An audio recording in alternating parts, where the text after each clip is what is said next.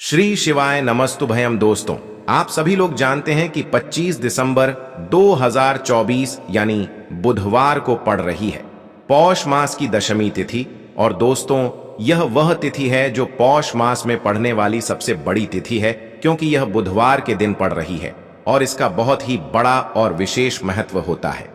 पूज्य गुरुजी ने कहा है कि अगर कभी भी मौका लग जाए और पौष महीने की बुधवार दशमी तिथि को पड़ जाए तो आप लोगों को 5 गेहूं के दाने वाला उपाय तो अवश्य ही करना चाहिए।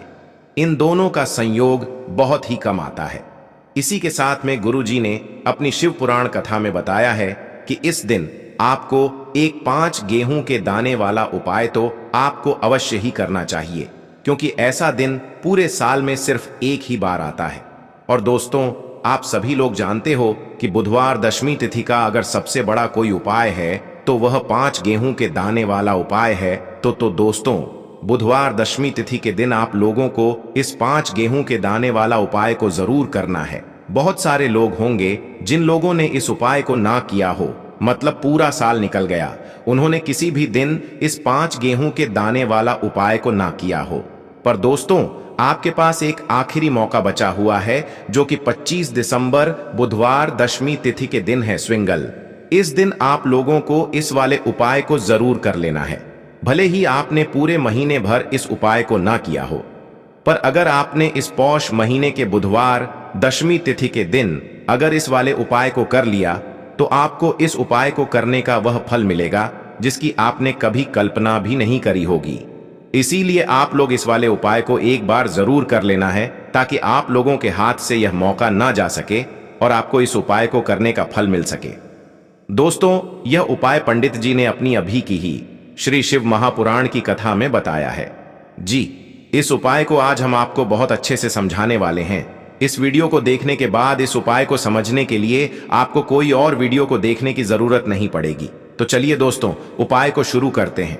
देखिए, यह इस पौष महीने के बुधवार दशमी तिथि के दिन यह इतना खास होता है, इतना महत्वपूर्ण होता है। देखा गया है कभी कभी बड़े बड़े पूजा पाठ अनुष्ठान से जो मनोकामना पूर्ण नहीं होते, वह पौष महीने की बुधवार दशमी तिथि के दिन एक छोटे से उपाय करने से ही आपकी मनोकामना पूर्ण हो जाती है। और बहुत सारे लोगों ने इस उपाय को किया भी है और उनको इस उपाय को करने का फल भी जरूर मिला है। अगर आप लोग भी इस उपाय को करना चाहते हैं तो आप इस उपाय को पहले अच्छे से समझ लेना, सुन लेना, उसके बाद करना। आपको इस उपाय का फल जरूर मिलेगा। और इस उपाय को कर लेने से आपके घर में चाहे किसी भी प्रकार की दुख और समस्या क्यों ना चल रही हो, आपको उसका कारण भी नहीं पता है कि भाई यह समस्या किस कारण से चल रही है, उसका कुछ भी कारण हो सकता है, जैसे पितृदोष हो सकता है या किसी भी तरह का मंगल दोष भी हो सकता है। तो इस दिन आप लोगों को यह वाला उपाय कर लेना है। ये एक ऐसा उपाय है जिस उपाय को अगर किसी विशेष दिन पर किया जाए तो भाई उस विशेष दिन का जो है वह तो हमें मिलता ही मिलता है, पर हमने उस दिन पर इस उपाय को किया है तो हमें उससे भी बड़ा फल मिलता है, और फल बहुत जल्दी मिलता है, क्योंकि आप इस उपाय को बहुत ही बड़े और विशेष दिन पर कर रहे हो। तो चलिए अब उपाय के बारे में बात करते हैं, लेकिन उससे पहले आप लोगों को यह जानना आवश्यक है कि आखिर यह उपाय किस समय करना है, किसको करना है और कैसे करना है। तो चलिए हम आगे आपको वीडियो में एक एक करके बता देते हैं। लेकिन उससे पहले अगर आप लोग हमारे चैनल पर पहली बार आए हैं या फिर मेरी आवाज आज पहली बार सुन रहे हैं तो हमारे चैनल को सब्सक्राइब जरूर कर लेना और इस वीडियो को लाइक करके कमेंट बॉक्स में श्री शिवाय नमस्तुभ्यम ओम नमः शिवाय जरूर टाइप कर देना। तो दोस्तों, इस 5 गेहूं के दाने वाला उपाय को हमें इस बुधवार दशमी तिथि के दिन कैसे करना है, किसको करना है, किस समय करना है और कहां पर करना है, ये सारे सवालों के जवाब आपको इस वीडियो में मिल जाएंगे। और जो ये वीडियो देखेगा भाई, उसको 5 गेहूं के दाने वाला उपाय जरूर करना चाहिए, क्योंकि इस दिन 5 गेहूं के दाने वाला उपाय का भी बहुत ही बड़ा और विशेष महत्व होता है। और जब बात आ जाए 5 गेहूं के दाने वाला उपाय की, तो ये सोने पे सुहागा वाली बात हो जाती है और यह एक बहुत ही बड़ा उपाय हो जाता है इस बुधवार दशमी तिथि का। तो अब दोस्तों, इस 5 गेहूं के दाने वाला उपाय को आखिर करना किसको है, सबसे पहले हम लोग वह बात जान लेते हैं। तो देखो, घर की जो बड़ी माताएं बहनें होती हैं, उन माताओं बहनों में से कोई भी एक बड़ी माता बहन इस वाले उपाय को कर सकती है। और दोस्तों, अगर आप चाहें तो अपने घर में से सभी सदस्यों को भी इस उपाय को करवा सकते हैं। अगर किसी व्यक्ति की खुद की कोई मनोकामना है, खुद की कोई दुख और परेशानी है जो कि वह अपने लिए ही करना चाहता है इस वाले उपाय को, तो वह खुद अपने लिए भी कर सकता है। बाकी अगर कोई घर में से ऐसा है जो कि अपने पूरे घर परिवार की सुख और शांति के लिए यह वाला उपाय करना चाहता है, तो भाई वह भी कर सकता है, उसमें भी कोई दिक्कत वाली बात नहीं है।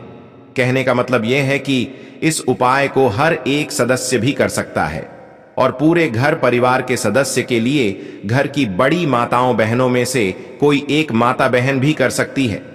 माताएं बहनें अगर घर में उपस्थित ना हो या वह यह वाला उपाय ना कर पा रही हो, तो फिर घर का कोई बड़ा सदस्य भी इस 5 गेहूं के दाने वाला उपाय को कर सकता है, चाहे फिर वह पुरुष ही क्यों ना हो, उसमें कोई भी दिक्कत वाली बात नहीं है। उसके बाद में दोस्तों जो अगला प्रश्न निकल कर आता है वो यह आता है इस उपाय को लेकर कि आखिर इस उपाय को हमें किस समय करना है, सुबह के समय करना है कि शाम के समय करना है। तो देखो, इस वाले उपाय को आप लोग सुबह के समय भी कर सकते हो और शाम के समय प्रदोष काल में भी कर सकते हो। अब अगर आप पूछो कि भाई सबसे उत्तम समय कौन सा रहेगा इस 5 गेहूं के दाने वाला उपाय को करने का, तो हम आपसे बस यही कहेंगे कि इस उपाय को आप सुबह के समय करेंगे तो ज्यादा बेहतर होगा। बाकी अगर प्रदोष काल शाम के समय भी करेंगे तो भी अच्छा होगा, उसमें कोई भी दिक्कत वाली बात नहीं है। तो अब दोस्तों जो अगली सबसे बड़ी और महत्वपूर्ण बात आती है वह यह आती है कि सुबह अगर हम उपाय को करेंगे तो हमें कितने बजे से लेकर कितने बजे तक के बीच में करना है, और शाम के समय प्रदोष काल में करेंगे तो हमें कितने बजे से लेकर कितने बजे के बीच में करना है। तो देखो, सुबह जितनी जल्दी हो सके आप उपाय को करने की कोशिश करना। बाकी अगर किसी कारणवश लेट भी हो जाओ, थोड़ी देर भी हो जाए, तो 10 या 11 बजे तक भी आप उपाय कर लेना, पर 12 बजे से ज्यादा देरी ना हो, ठीक है? इस बात का ध्यान रखना। उसके बाद में दोस्तों अगर शाम के समय प्रदोष काल की बात करें, प्रदोष काल का जो समय है होता है वो शाम के 6 बजे से शुरू हो जाता है। मतलब शाम के 6 बजे से लेकर 7 बजे के बीच का जो समय होता है यह समय प्रदोष काल का समय होता है। तो आप इस उपाय को 7 या 8 बजे के बीच में भी कर सकते हो। मतलब शाम के 6 बजे से रात 8 बजे के बीच में आप कभी भी इस वाले उपाय को कर सकते हो, उसमें कोई भी दिक्कत वाली बात नहीं है। देखिए, पहला जो उपाय है विशेषकर आपकी समस्त मनोकामना को परिपूर्ण करने वाला है।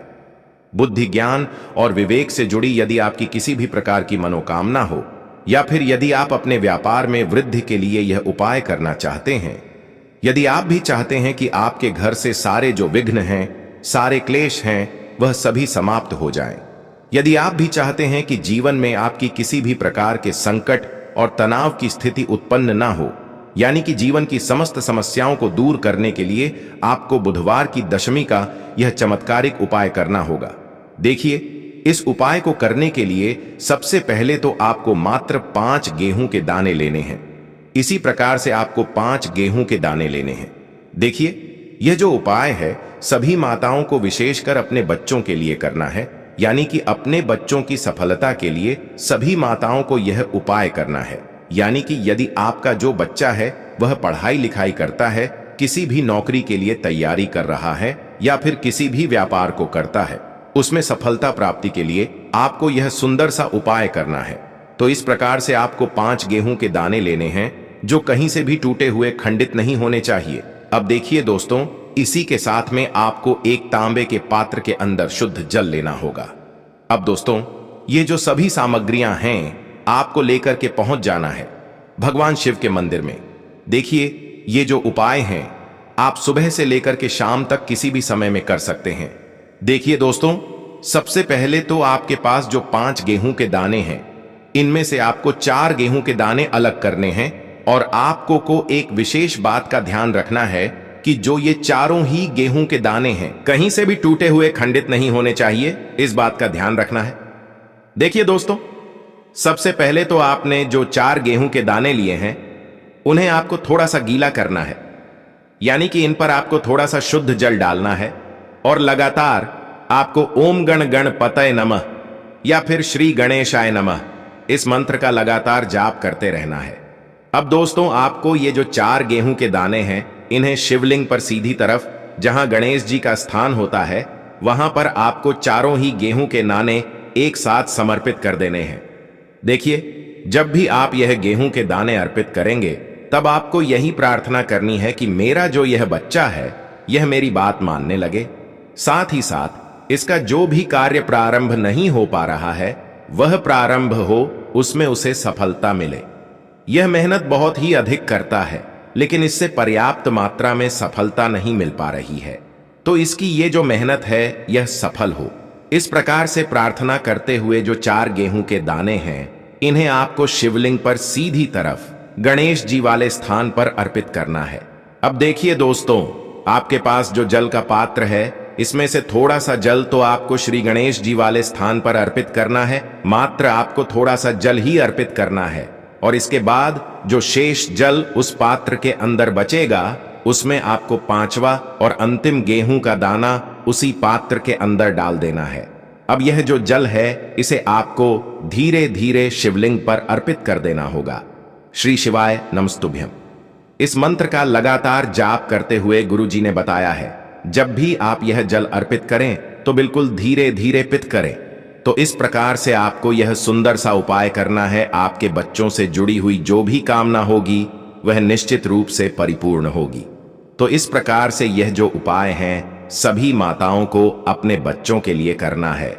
अब दोस्तों, हम जान लेते हैं दूसरे उपाय के बारे में। देखिए, उस उपाय को करने के लिए सबसे पहले तो आपको मात्र 7 हरे मूंग के दाने लेने हैं। हरे मूंग के दानों को लेते समय ध्यान रखें कि यह कहीं से भी टूटे हुए खंडित नहीं होने चाहिए। इस बात का ध्यान रखें। इसी के साथ में आपको एक तांबे के पात्र के अंदर शुद्ध जल लेना होगा। अपने घर से देखिए, यह जो उपाय है विशेषकर बुद्धि, ज्ञान और विवेक की प्राप्ति के लिए है। यदि आप चाहते हैं कि आपके जो बच्चे हैं वह बुद्धिमान बने, ज्ञानवान बने, गुणवान बने, उनका हमेशा पढ़ाई लिखाई में मन लगे, तो आपको यह विशेष उपाय करना है। देखिए, यह जो उपाय है आप सुबह से लेकर के शाम तक किसी भी समय में कर सकते हैं। देखिए, आपके पास है 7 हरे मूंग, तो इनमें से 4 हरे मूंग के दानों को सबसे पहले तो आपको अपने सीधे हाथ में लेना है, और आपको श्री गणेशाय नमः या फिर ओम गण गणपतये नमः इस मंत्र का जाप करते हुए जो 4 हरे मूंग के दाने हैं, इन्हें आपको शिवलिंग के सीधी तरफ, जहां गणेश जी का स्थान होता है, वहां पर आपको ये 4 हरे मूंग के दाने अर्पित करने हैं। अब देखिए दोस्तों, इस प्रकार से 4 हरे मूंग के दाने अर्पित करने के बाद अभी भी आपके पास 3 हरे मूंग के दाने और बचे हुए हैं। अब देखिए दोस्तों, आपको इनमें से जो एक हरा मूंग का दाना है, उसे शिवलिंग पर, जहां माता शुक सुंदरी का स्थान होता है, वहां पर आपको यह हरा मूंग समर्पित करना है। एक हरा मूंग का दाना आपको भगवान शिव के शिवलिंग के सामने जो नंदी महाराज होते हैं, उन और उनका जो पैर उठा हुआ होता है, वहां पर आपको यह हरा मूंग समर्पित करना है। अब देखिए दोस्तों, आपके पास जो 7वां और अंतिम हरा मूंग बचा हुआ है, इसे समर्पित करने से पहले आपके पास जो एक लोटा जल है, उसमें से थोड़ा सा जल सबसे पहले आपको श्री गणेश जी वाले स्थान पर अर्पित करना है। फिर थोड़ा सा जल आपको भगवान कार्तिकेय जी वाले स्थान पर अर्पित करना है।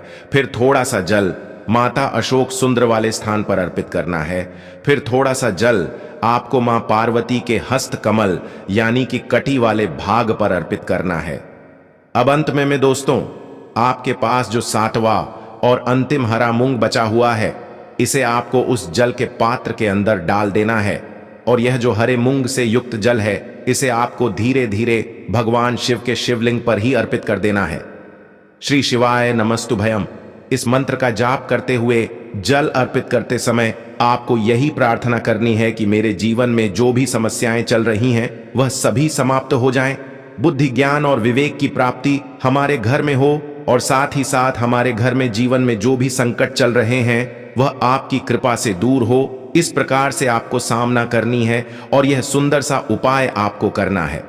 अब दोस्तों, हम जान लेते हैं तीसरे विशेष और अंतिम उपाय के। देखिए दोस्तों, इस उपाय को करने के लिए सबसे पहले तो आपको मात्र एक लटा शुद्ध जल लेना है तांबे के पात्र के अंदर। इसी के साथ में आपको मात्र 2 हरे मूंग के दाने लेने हैं।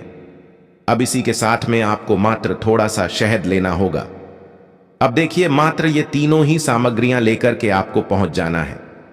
भगवान शिव के मंदिर में देखिए, गुरुजी ने बताया है कि यह जो उपाय है आप इस बुधवार दशमी तिथि के दिन सुबह से लेकर के शाम तक किसी भी समय में कर सकते हैं। देखिए दोस्तों, सबसे पहले तो आपके पास जो जल है, इसमें से थोड़ा सा जल आपको शिवलिंग के सामने जो नंदी महाराज होते हैं और उनका जो पैर उठा हुआ होता है, वहां पर आपको थोड़ा सा जल अर्पित करना है। अब देखिए, इसके बाद आपको थोड़ा सा जो आपके पास शहद है उसे आपको अपने सीधे हाथ की चीटी उंगली के पास वाली उंगली अनामिका उंगली में लेना है और इसी उंगली से आपको शिवलिंग पर शहद से ओम का निर्माण करना है। जब भी आप शिवलिंग पर शहद से ओम का निर्माण करेंगे, तब आपको लगातार श्री शिवाय नमस्तुभयम इस मंत्र का जाप करते रहना है। इसके बाद आपके पास जो 2 हरे मूंग हैं, उनमें से आपको एक हरा मूंग का दाना अपने सीधे हाथ में लेना है और आपको ओम गण गणपते नमः, यहां पर श्री गणेशाय नमः इस मंत्र का जाप करते हुए जो पहला हरा मूंग है, इसे भगवान शिव के शिवलिंग के सीधी तरफ जहां गणेश जी का स्थान होता है वहां पर आपको अर्पित करना है। अब देखिए दोस्तों, आपके पास जो एक लौटा शुद्ध जल है, इसमें से थोड़ा सा जल तो आपको श्री गणेश जी वाले स्थान पर अर्पित करना है। फिर थोड़ा जल आपको श्री कार्तिकेय जी वाले स्थान पर अर्पित करना है। फिर थोड़ा सा जल आपको माता अशोक सुंदरी वाले स्थान पर अर्पित करना है। फिर थोड़ा सा जल आपको मां पार्वती के हस्त कमल यानी कि कटी वाले भाग पर अर्पित करना है। अब अंत में आपको उस पात्र के अंदर थोड़ा सा जल और बचा करके रख लेना है और आपके पास जो अंतिम हरा मूंग बचा हुआ है, इसे आपको उसी पात्र के अंदर डाल देना है। अब दोस्तों, आपको यह जो जल है, इसे धीरे धीरे समर्पित कर देना है और आपको लगातार बुद्धेश्वर महादेव का मन में स्मरण करना है। देखिए, बुधवार का दिन है, इसलिए बुद्धेश्वर महादेव का मन में स्मरण करना है। जल को अर्पित करने के बाद महादेव के सामने आपको बैठकर आपके जीवन में जो भी समस्या चल रही है, जो भी बाधाएं चल रही हैं, उन्हें दूर करने की कामना करनी है। गुरुजी ने बताया है कि बुधवार दशमी तिथि के दिन किया गया यह उपाय आपके जीवन से किसी भी प्रकार की समस्या को दूर करेगा और यदि आपके बच्चों में बुद्धि, ज्ञान और विवेक की कमी है तो उनमें भी बहुत ही तेजी से वृद्धि होगी। तो दोस्तों, यह थे पूज्य गुरुजी द्वारा बताए गए कुछ बहुत ही खास उपाय। अगर आपको जानकारी अच्छी लगी हो तो वीडियो लाइक करिएगा। मिलते हैं फिर एक नए वीडियो के साथ। श्री शिवाय नमस्तुभयम।